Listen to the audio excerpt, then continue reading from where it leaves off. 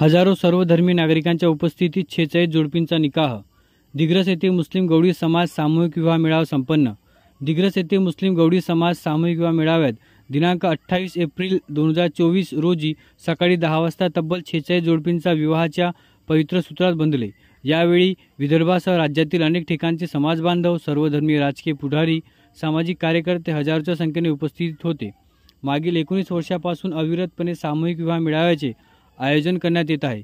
श्रीमंतापासून गरीब व दारिद्र्यरेषेखालील सुमारे शेकडो युवक युवतींचे संसार थाटण्यात आयोजकांना आजपर्यंत यश आले असून आज 46 जोडपींचा निकाह येथे पार पडला.